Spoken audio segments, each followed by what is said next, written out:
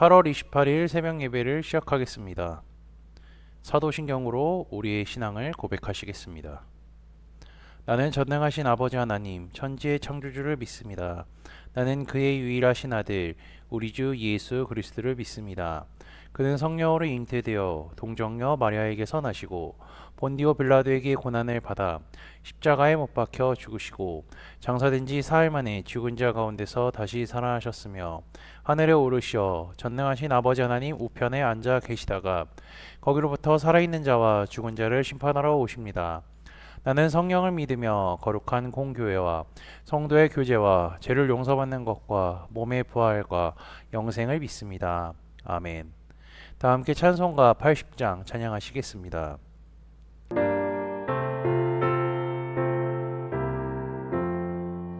천지에 있는 이름 중 귀하고 높은 이름, 주 나시기 전 지으신 구주의 이름 예수.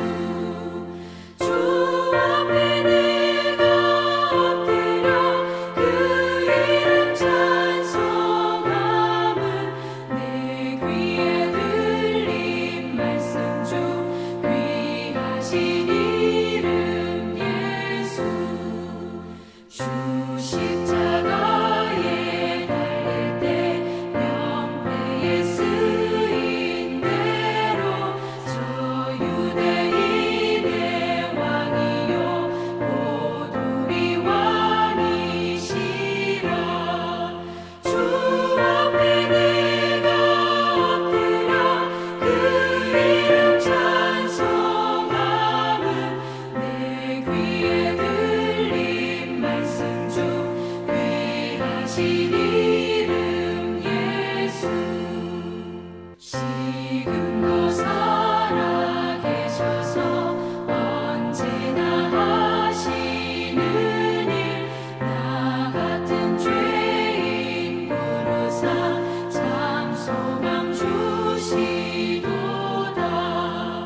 주 앞에 내가 엎드려 그 이름 찬송함은 내 귀에 들린 말씀 중 귀하신 이름 예수. 주 예수께서 영원히 어제나 오늘이나 그 이름으로 우리에게 상복을 내리신다. 주 앞에 내가 엎드려 그 이름 찬송함은 내 귀에 들린 말씀 중 귀하신 이름 예수. 오늘 우리 공동체의 말씀 묵상 본문은 여호수아 3장 4장입니다. 그중 여호수아 3장 1절에서 7절까지 말씀을 제가 봉독하도록 하겠습니다. 또 여호수아가 아침에 일찍이 일어나서 그와 모든 이스라엘 자손들과 더불어 시딤에서 떠나 요단에 이르러 건너가기 전에 거기서 유숙하니라.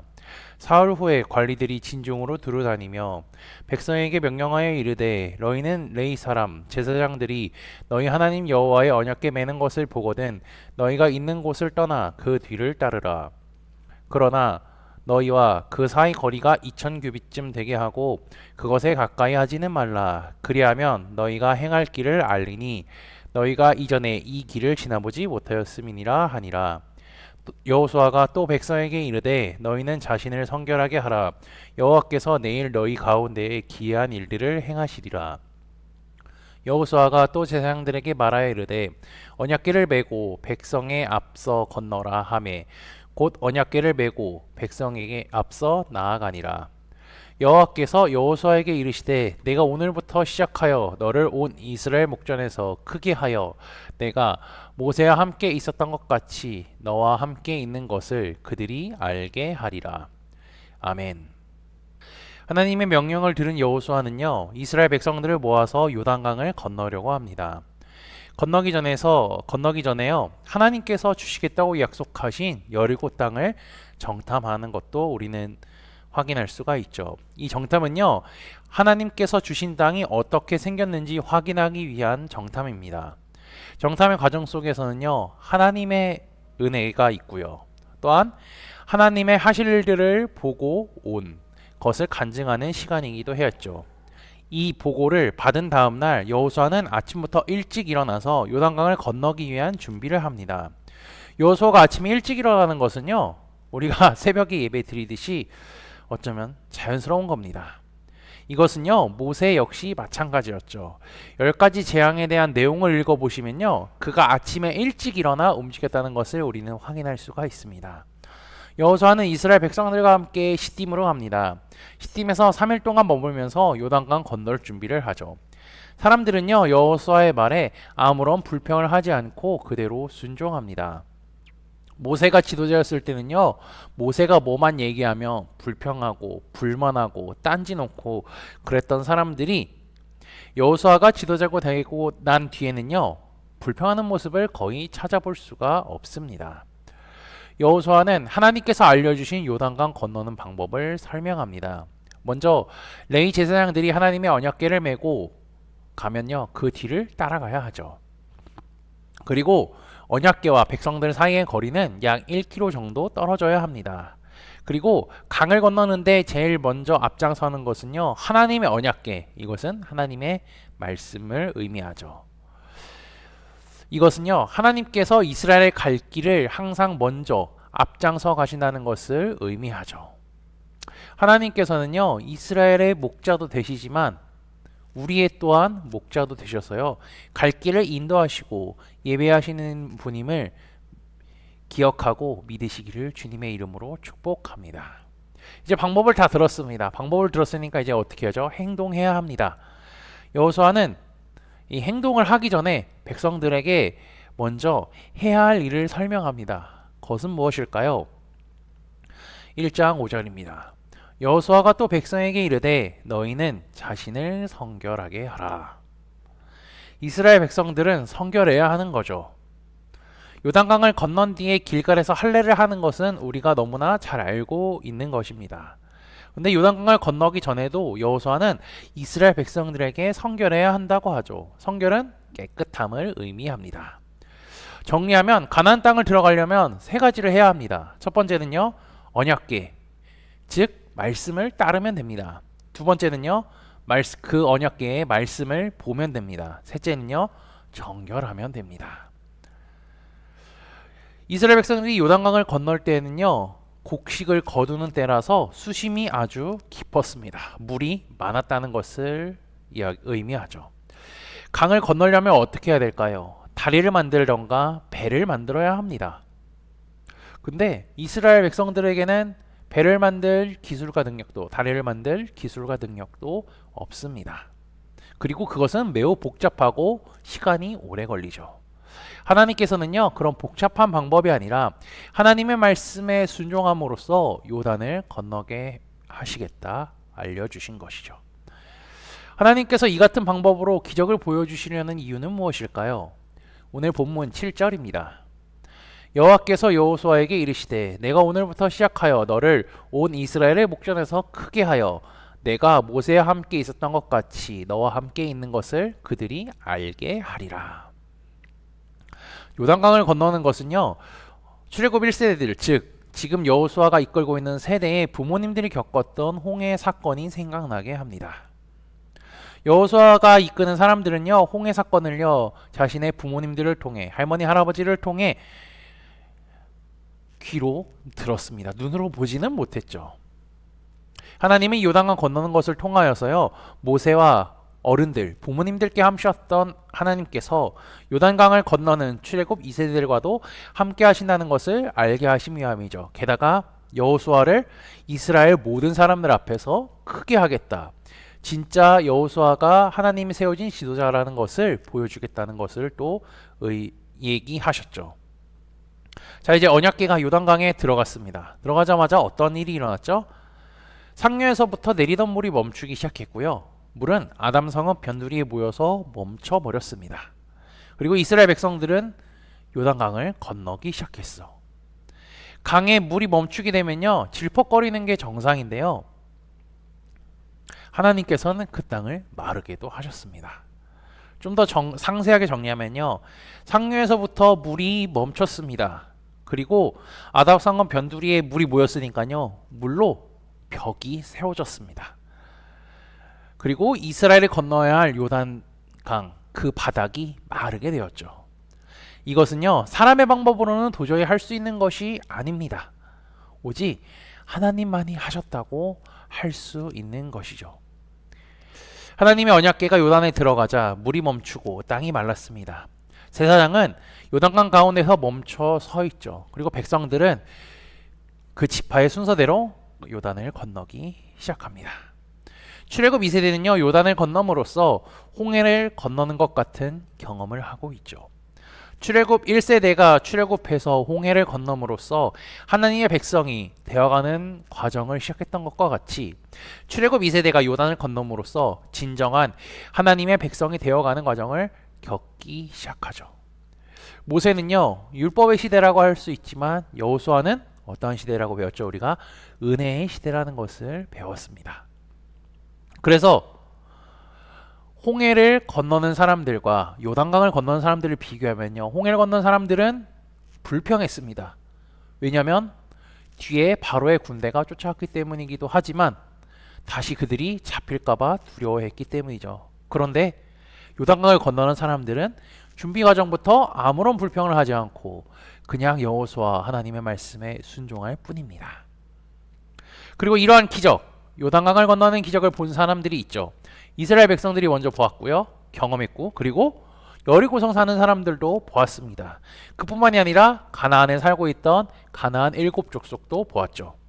각 사람마다 반응은 다릅니다.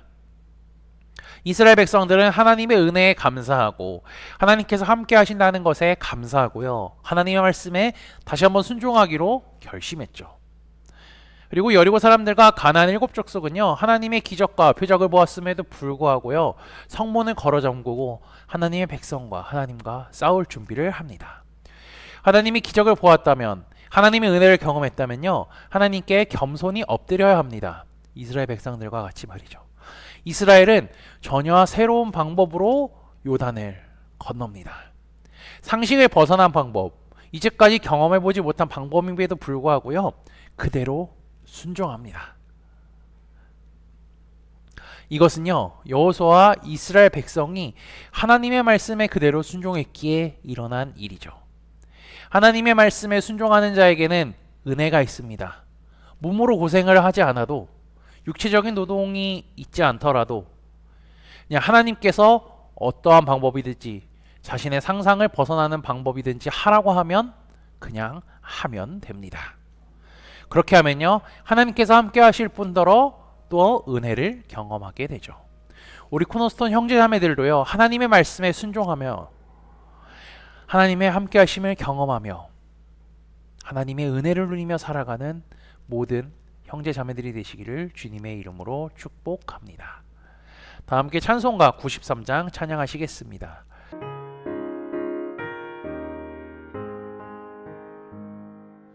예수는 나의 힘이요 내 생명 되시니 구주 예수 떠나 살면 죄 중에 빠지니 눈물이 아픈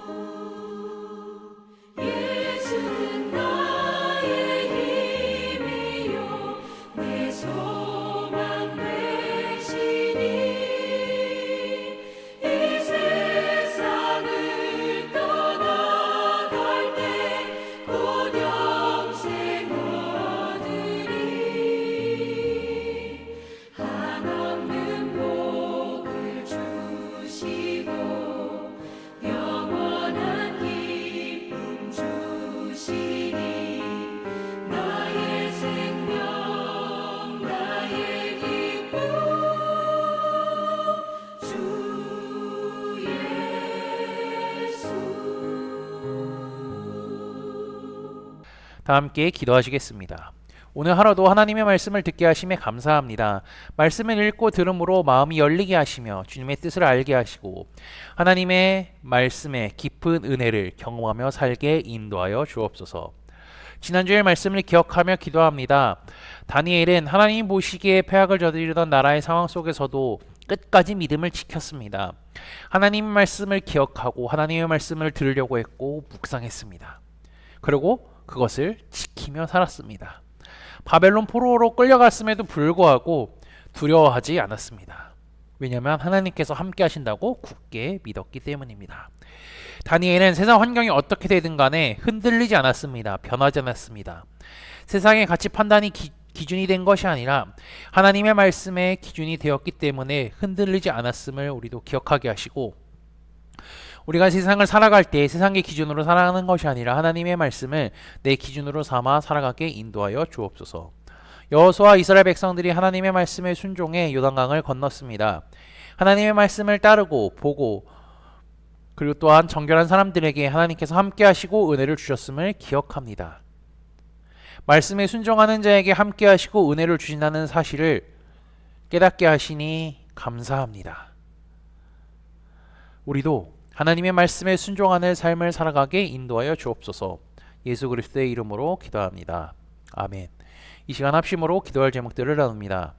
먼저 깨어있는 신앙과 하나님 나라를 사모하고 주님의 다시 오심을 기다리며 살도록 기도하시고, 지금 당하고 있는 어려움을 극복할 수 있는 믿음과 지혜를 위해 기도하시기 바랍니다. 그리고 지난주에 들었던 말씀을 기억하며 기도하시고 교회를 이끌어 가시는 담임 목사님과 사역자들을 위해 기도해 주시기 바랍니다. 오늘 저녁부터 시작되는 요한계시록 성경 공부와 목요일부터 진행되는 목회자 세미나를 위해, 10월에 있는 전교인 수련회를 위해, 소그룹원들을 위해, 환호의 회복을 위해 각자 가지고 계신 기도의 제목들을 놓고 기도하시기를 바라며 오늘도 주 안에서 승리하십시오.